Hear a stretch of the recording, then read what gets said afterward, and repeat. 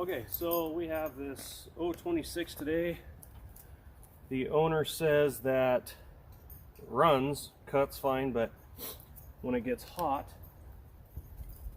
or if he's running a dual chain and pushing it really hard, it gets like a pop or a miss on the high side when he's cutting.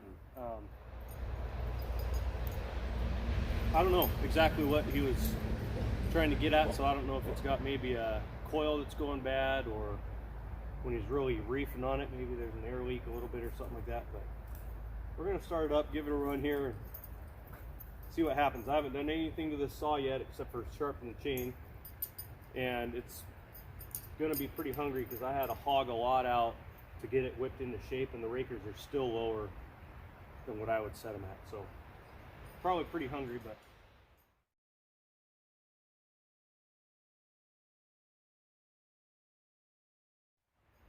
give this thing a first fire here and see what we can come up with.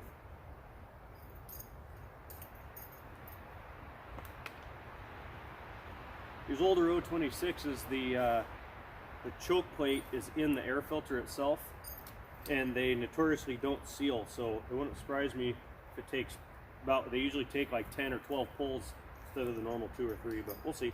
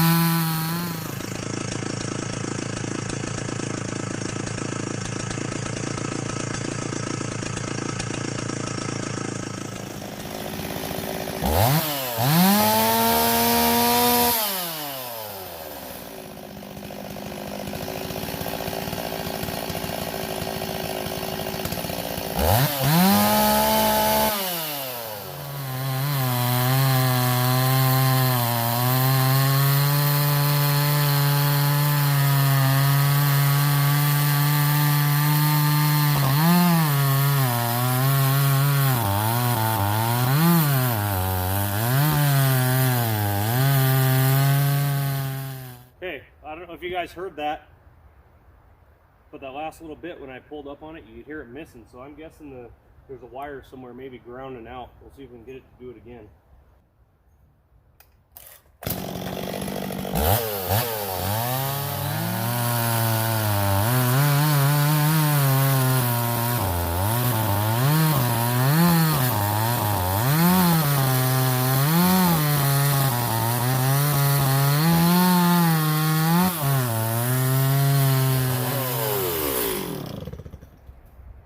So I'm sure you guys heard that. We'll go inside and diagnose. All right, so here we are. We got this 026 pulled down a little bit.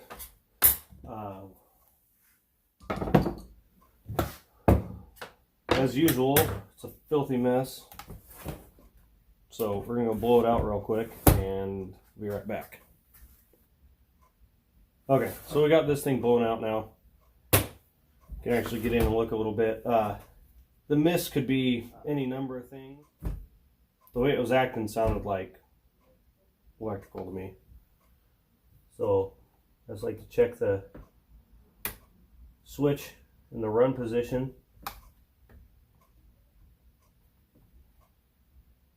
Make sure it's not contacting anything. It's not.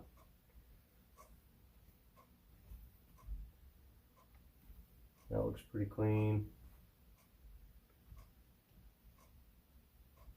Don't look like there's any contact on the wires there. But this spot right here, that's not necessarily it, but it sure is smashed up right tight against those screws right there.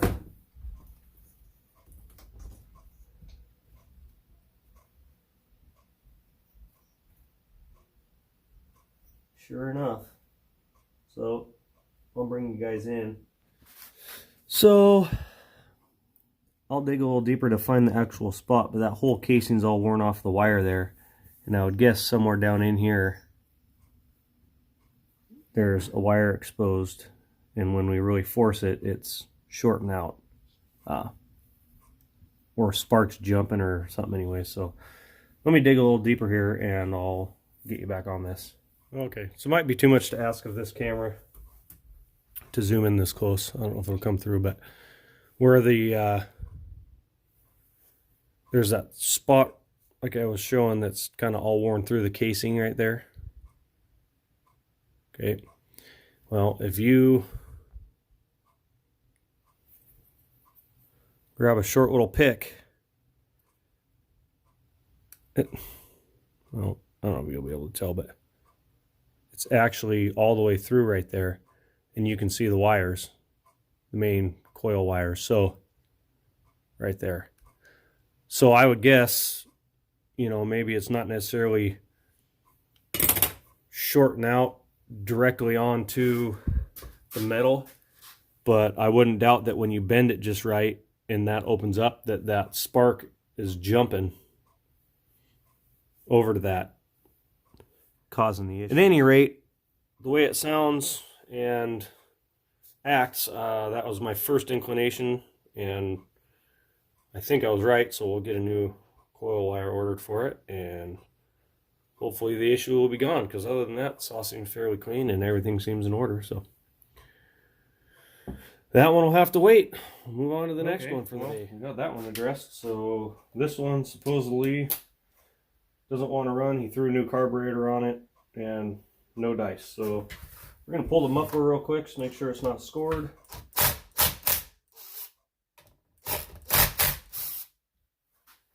The goofy little echoes are 10 millimeter.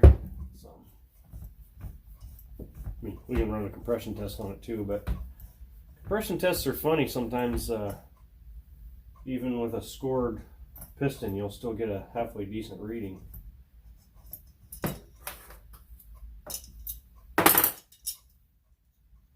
Oh yeah, if it's runnable, we'll be getting rid of that too. A little, show you, it's got that catalytic garbage in there. We'll be pulling that out of there. No good comes from that. All it is heat, holds heat back, builds up. It's nice and clean in there. So we'll move on to something else here. Sometimes even the best looking saws won't have spark. So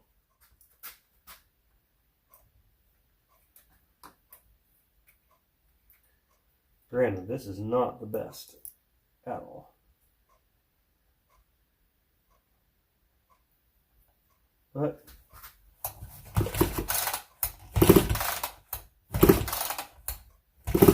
there is spark there. A little weak looking, but could be just because of this. But we'll find out. I guess we'll know. These goofy things are backwards. The intake and everything's in the front. They're a reed valve engine.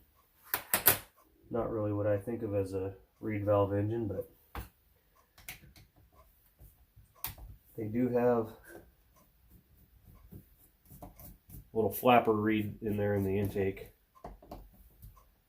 You know what, before we get too far, let's just give it a little drink down the throat and see if it'll even fire. Then we can move on.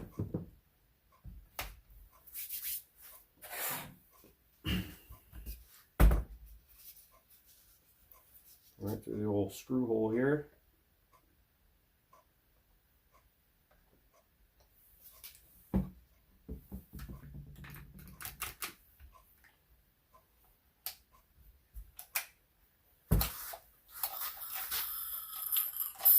Might be a little loud with no muffler on it, but okay, well, it's a fuel issue. I don't know what the fuel issue is, but we're fixing to find out. I had one of these top hammer. Actually, I still have one, but it's been a while since I've dug into it. So, see, I know all this stuff kind of comes out of here a little bit funky with the trigger and stuff, so I'll have to see if I can remember how it all comes apart. Really?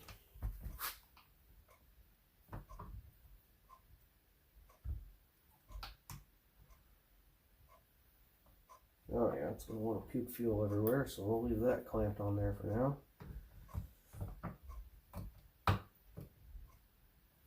This one's kind of nice. It's like got a, never seen one like that. It's got a throttle is like a cable with just a hard hook on the end of it. There's the aftermarket carb that's on it. That. Okay, so when you guys,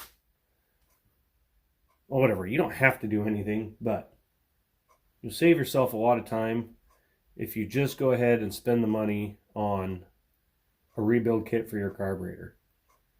Unfortunately, like everything nowadays, there's so many cheap Chinese parts that come through that frankly suck. They aren't worth the money. Buy a brand new carb for 15 bucks, or you can buy a carburetor kit for 15 and you'll guarantee, well, I can't guarantee, but pretty good success rate. You're going to have a carb that will last forever again. Get these things, and like this one, the quality control is just not there. So I can't stand them. I don't buy Chinese stuff, especially when it comes to carburetors. And I mean, I understand sometimes there is no option, right? There is no replacement factory. There is no non-Chinese something, in which case I guess you either go with it and fix it or you don't. But I would 100% of the time much rather, now I guess I have the means to do it and it's not costing me $80 an hour shop rate to do it either, but I would much rather rebuild factory carb than buy a Chinese one to slap on there and hope it works. So he gave me the original one with this. We're gonna put it through the ultrasonic, put a kit in it, and put it back together, and I'd be willing to bet it runs.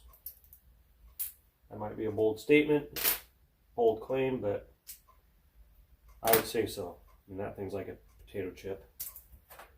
So, and we'll pull the limiters lower at it. Oh, I can show you that right now, I guess. Right, they're limited. That's the range of motion. Okay, so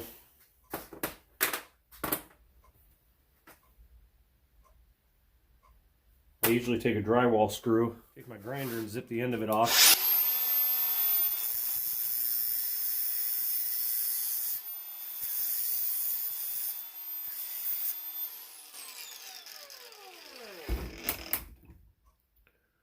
So it's kind of flat and not so pointy. Thread it into that hole.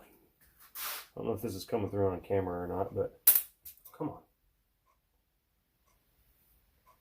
And if you leave the drywall screw just the way it is, it's fine, except for that point sometimes will go in and actually damage the tip of the jet. There we go. Okay. And you got their limiters removed. Anyways, it's been a long time since I was into one of these little Echoes. They're alright little saws for what they are. You know, I think they kind of get a bad rap. They're a little bit kind of on the plasticky, cheap feeling side, but they do their job. Not a favorite of having Phillips head screw to tighten down the carb there, but So that functions and works. So then we can give this a few pumps and see if we can pull fuel. Oh yeah, it would not do that before. So look at that, guys. I think we'll probably have a runner. I'm not gonna get cocky. Not gonna say it will for sure, but it's looking like it's heading in the right direction. So get the air filter back on there, front cover back on. I'm confident enough that's gonna run. We're gonna see what we gotta do to split this thing open here. Oh, maybe this one won't just come apart. Gosh dang it. Is it? I would say it's soldered. Or brazed, or whatever you want to call it. So, that's a little bit frustrating. If it was me, I would just pull one off of an older model. Got a couple spares here, but this is not mine, and the person I'm working on it for is not the owner either. It's somebody else they know. So I guess we'll just leave it well enough alone. Kind of pains me, but they run so much better. But you know what? Some people just want them to run. They don't care. I am not that guy, but to each their own. So we're just going to put it back on and see if we can't get it fired up.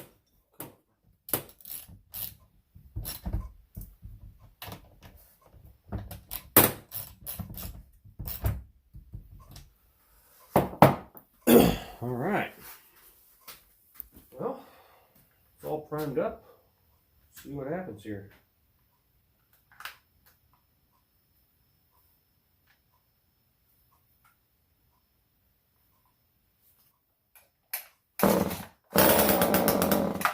Oh, kill switch, not the choke dummy.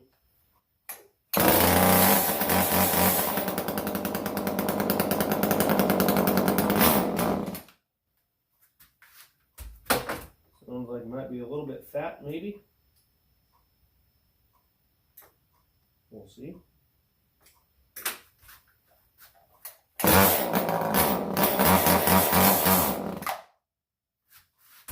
Maybe it's lean.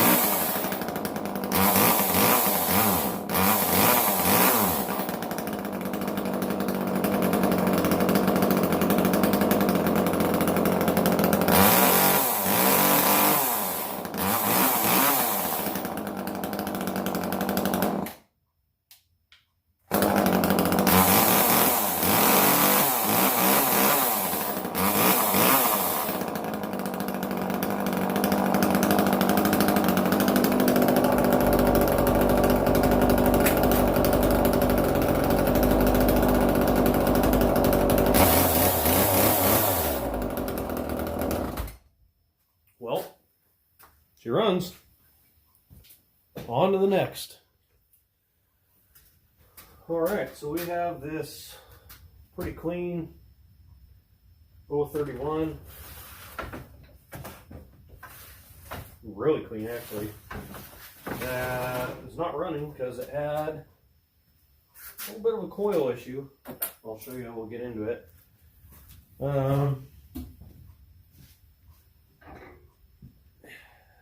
Any of you who have tried hunting these things know coils are next to impossible to find. So I had buddy that was nice enough to give me this one as a part saw. No idea why it stopped running, or if it stopped running, or if someone just put it on a shelf and forgot about it. But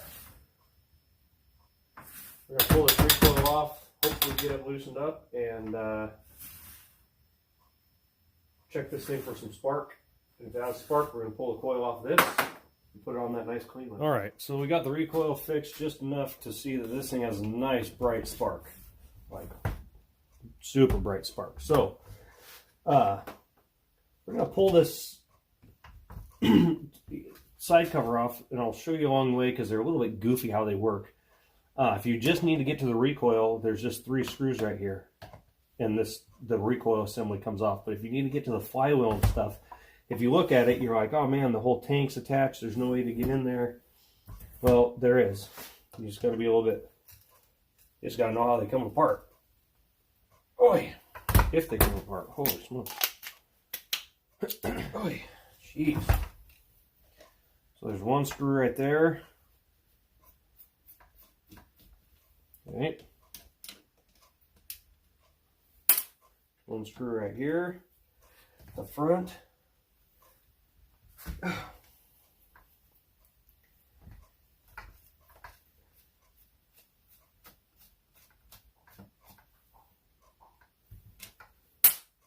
Screw at the top up here. Usually you need a longer screwdriver to get at, unless your AV mounts are toast, and then the bar will move out of the way enough for you to unscrew it.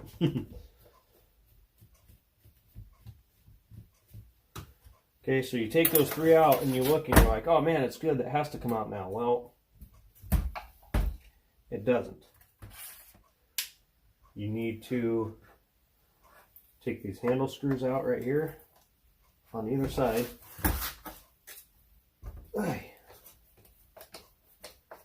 Not the easiest thing to get to, but it will come out of there.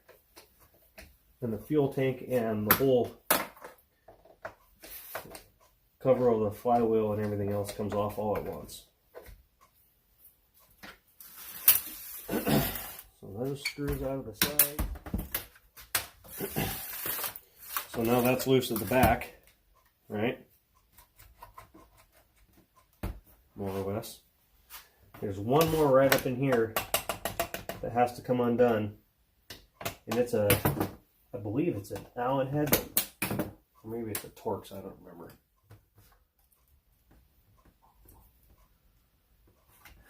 Dig some of that old crud out of there, so you make sure to get it all the way in. Otherwise you come up short.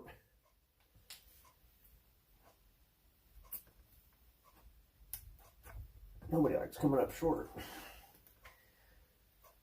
Oh, there we go. Okay. Sorry, that took a second, but that's the reality of it most of the time. Anywho, there's that Allen bolt right there. Once that's done, if these are, oh, this one won't, because it's all seized, but usually you can move that. You can pivot that point right there, but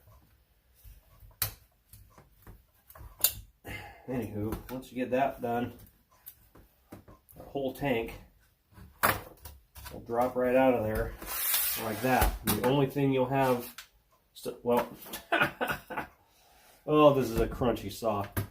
They won't normally come off that easy, but the only 2 things that will be still attached is your kill switch, if it's not broken, right? And your fuel line comes out of the tank and goes up there. But they are both things that you can pull this just off.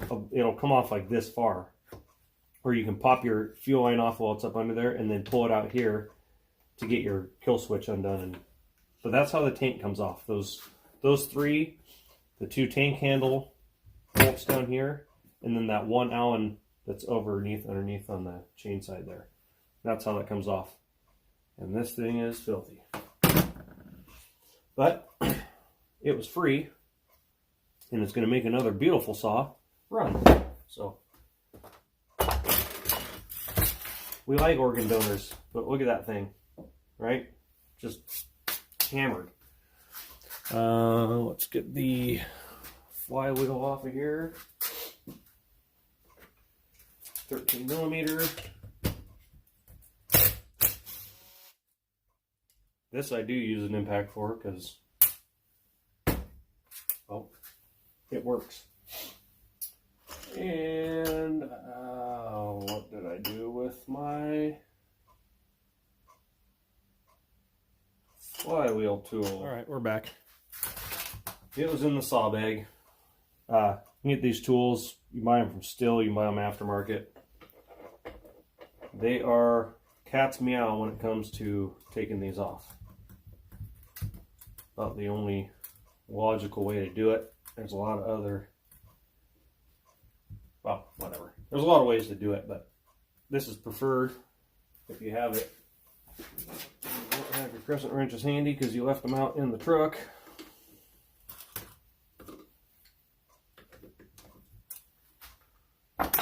Big crescent wrenches anyways.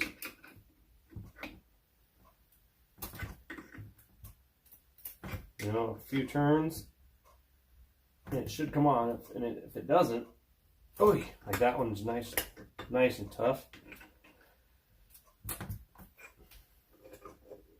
Longer crescent wrench and you can make it happen, but oh, you get some that are tough, you get enough force on that. And I just pick the whole thing up and give that a whack. It'll come right off there. Rather than cranking this part down so tight that you risk stretching those threads. They're fine threads, so they do fine, but rather than just reefing so hard on this, a few smacks once you get some pressure on it and it'll pop right off. But that's a great tool to have for Stihl saws. And then this side, I believe, goes all the way up to like the 880, I think, because it's a special size. But all right, so as usual, got ourselves a freaking mess on our hands. But I'm yet to see an 031 with this type of coil on it. It almost looks like it has a, not a chip, but it almost looks, that's what almost what it looks like. But it says Stihl on there, so I've not seen this style before.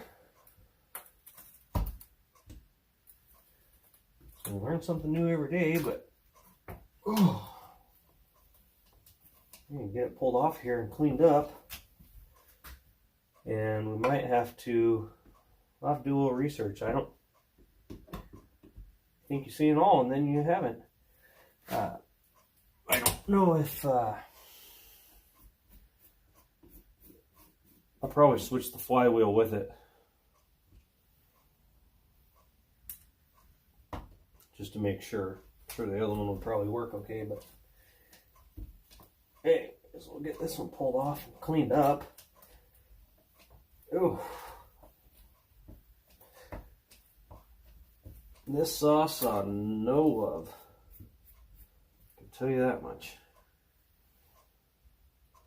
Too bad you can't put a coil through their ultrasonic. Maybe you could, I don't know. Kind of thinking it wouldn't be the best idea though.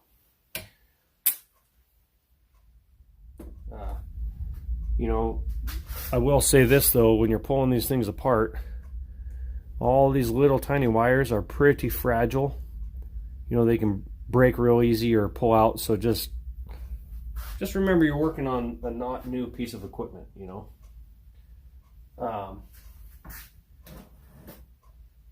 So I have to say, I think we're doing okay. I'm going to set that right there. And this thing can go back on the part shelf. We'll put it back together. I'll get it out of the way. I'll put it back together here in a little while. Because there's another saw, I believe I got. Well, I don't have, but somebody has one, and it needs the cylinder off of it. So.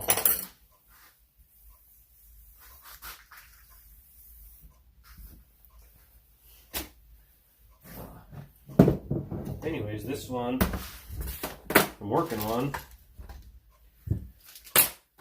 the mount for the coil looks identical, and this isn't a it's not points.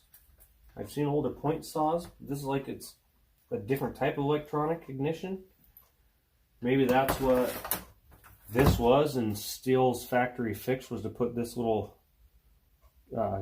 chip on it. I'm not sure. Maybe they come from the factory like that.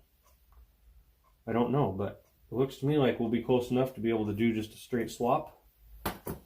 Let me show you though what the issue was with this one, why we're even tearing into it here. So this right here is the main lead, and it's completely melted, corroded off of there. And that's what it looked like in the coil right there.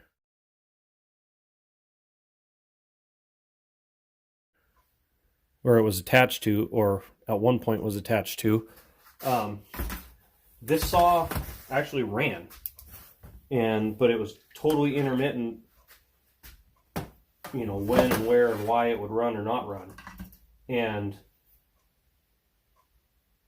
I had everything off, or the side cover off and everything, and put a drill on here and rolled it over, and this wasn't even touching the coil. It was like a good 1/4 inch away, and it was jumping. The arc was jumping all the way from here to the coil a 1/4 inch away, and it was running. Or it would run like that, and then it wouldn't. So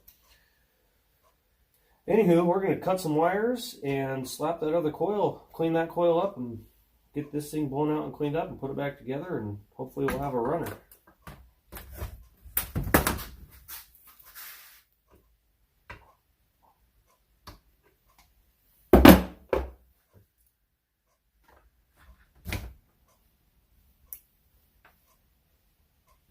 Okay. All right, we didn't go full spit shine on this thing, but I mean, it is like sparkly clean. Too nice to not resurrect here. So, got the coil, got the flywheel. We're gonna swap the flywheel. They have the same part number, so they're fine, but the one that came off the part saw is actually in better shape with the pawls and everything. So we're just gonna swap it over while we're at it.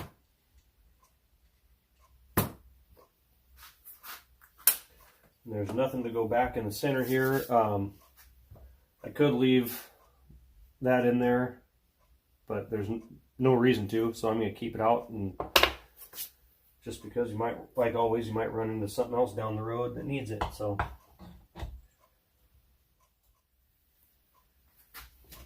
one saw gave up parts to fix this one, and then this one will turn around and give up some parts to fix another one maybe. There we go. Guess there is a torque spec for this.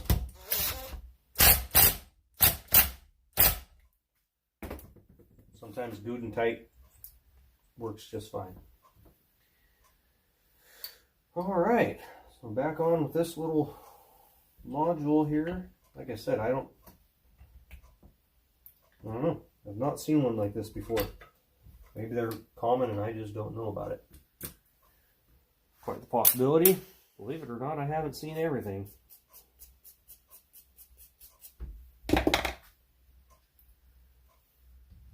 Sometimes you think you do, but you haven't. If this works out, this module is about as easy as it gets right there. And I have repaired them before with these little modules. For a Kawasaki engine, I think, or something. I buy them on eBay or anywhere else. They're like, I don't know, 20 bucks maybe or something like that. But the problem with this one, to repair a bad coil, but the problem with this one was the actual lead was smoked on it, right? So that doesn't really do us much good. Just like that, we got that all taken care of. That goes to the kill switch wire. Get our spacer card out here.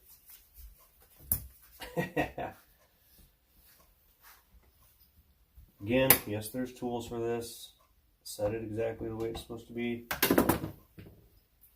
Of course, I set that right on the magnet.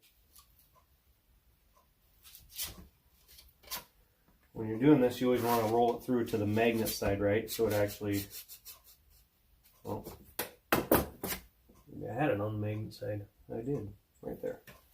Okay, let's do that. Right, so that it grabs it and keeps it, actually pulls the coil tight against the flywheel. If you don't do that, you don't know where you're at space-wise. I don't recall what the exact spacing is supposed to be, but business card is about perfect. Somewhere around 10 thousandths, I think they are, but I don't recall. I always just use a business card and never had anything go south on me, so that's good. That's good. We'll make sure this is tight on there just because. A little extra crank. Man, I think we're going to be in business here. Actually, could find out right now. Let's do it.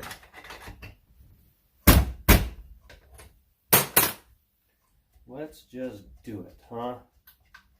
Tell you one nice thing about having non-plastic saws. Oh yeah. Man, that's some bright spark. I like it. Well, Tom, there you go. Your saw's gonna run. Beautiful old girl that she is.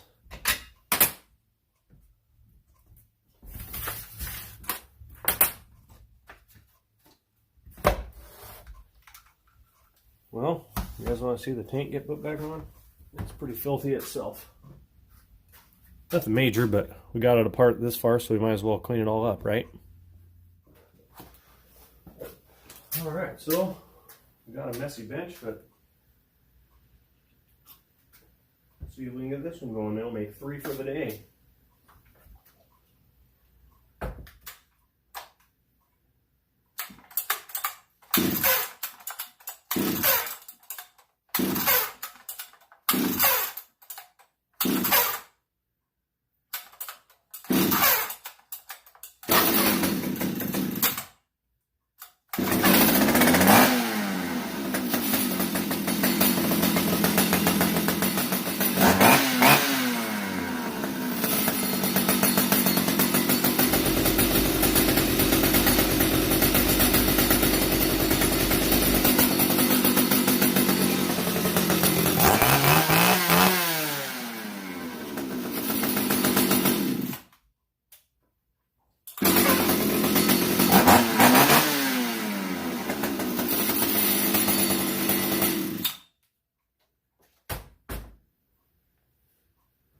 Well, there you go, Tom.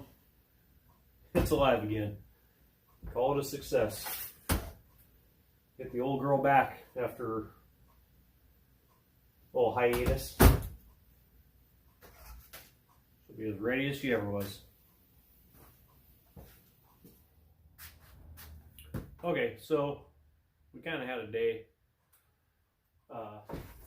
So this critter that we did all the port work on and stuff ended up needing crank seals, so it got put on the back burner till Monday. This saw, it ends up it's scored. So, I mean, it's still a runner. It'd probably be kind of usable, but it isn't long for this world, and the scoring's pretty bad. So, I mean, it's evident in the cut. As soon as it gets the littlest bit of resistance, it just falls on its face. So it's low compression for sure.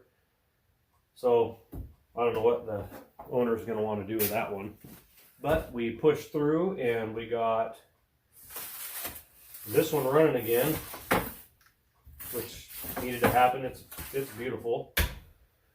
We got this cute little critter going again. Took that Chinese carb off of it. Put that OEM one back on, rebuilt it. It needs to get tuned, that needs to get tuned, but they're both runners. And we found the issue with this 026 being a bad coil wire. So started out the day kind of off to a crummy start, but ended up pretty strong. Got 3 saws more or less taken care of. 2 of them are running.